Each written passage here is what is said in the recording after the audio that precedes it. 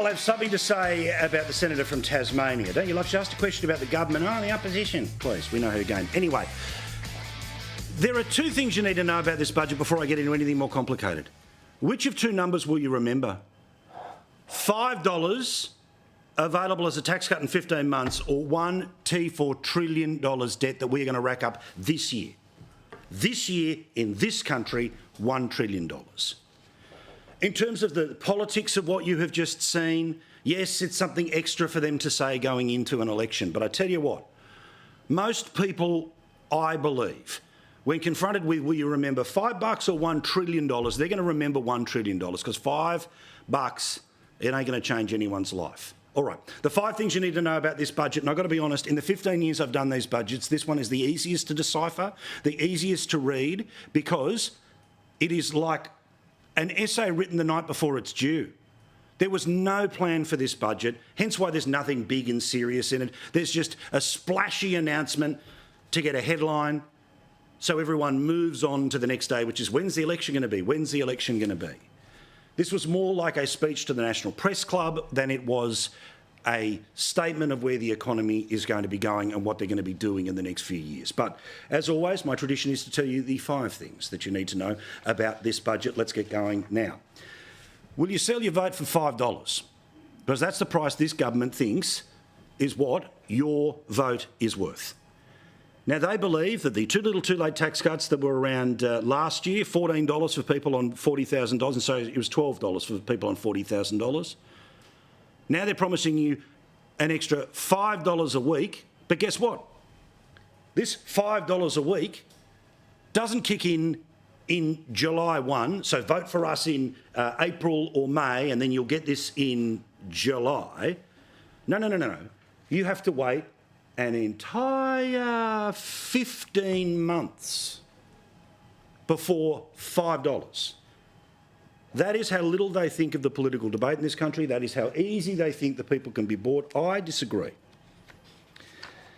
As the Treasurer said in his speech, and even the bloke who is trying to sell you this lemon of a used car knows it ain't going to make it out of the showroom as a good idea. These additional tax cuts are modest, but they will make a difference. The average earner will have an extra $536 in their pocket each year when they're fully implemented. Now again, devil is always in the detail. They want the headline to be surprise tax cut in budget. So people that are sort of half paying attention, maybe the only time they'll see a newspaper is at the servo tomorrow, maybe they'll half hear something on FM radio tomorrow. And sure, that will be part of the coverage.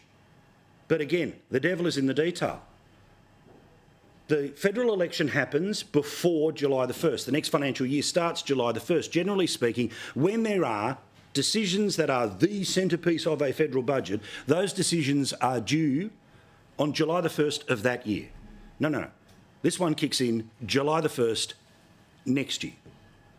And then there's something else maybe 12 months after that. Let's be really serious here. But this is extraordinary. The low-grade salesmanship of a bloke who is not a doctor of economics, he's a doctor of spin. Remember, that was his speciality, was how did Paul Keating sell his economic policies? Well, I'll tell you what, while Paul Keating will no doubt come out and say greatest thing ever, because remember he said that about Bill Shorten. And then when Bill Shorten lost, he turned around and said, why would anyone vote for the dumb ideas of Bill Shorten? I'm sure he comes out and says greatest idea, great government. But compare introducing the GST, floating the dollar, deregulating the banks to this garbage. This is the dregs of the great minds that have run our country.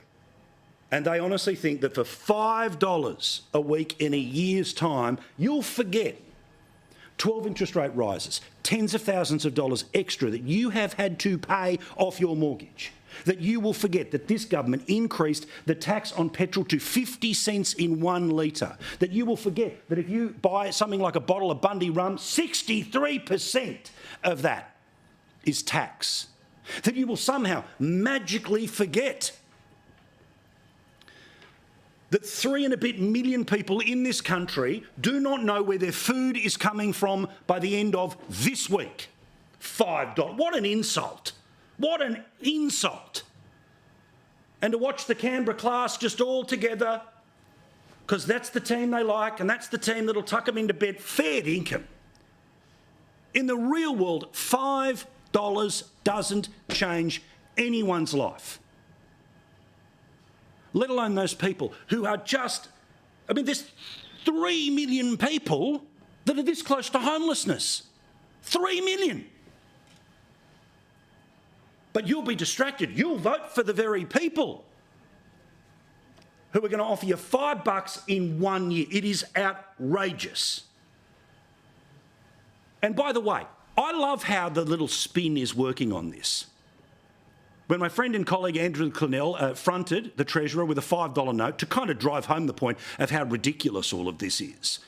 Listen to how Jim Chalmers tries to say, well, we deserve credit for last year's budget as well. And if you put last year together with this year, that's lots of money. Remember, $12 a week. What, we're now talking about a grand total of $17 a week for people, $40,000, fair income. Have a listen to this bloke. They are modest. They're worth about that much a week. Yeah, in combination with the tax cuts that we're already delivering, the average tax cut's about $50 a week. Yeah, but let's talk about these ones. I mean, you don't get a pineapple at this time. You're giving people a cup of coffee a week, aren't you? Well, this is about topping up the tax cuts which are flowing already. What we've tried to do here with this $50 a week in 3 tax cuts $5 is a week this time. Well, cumulatively $50 a week. Too little, too late. Too little, too late.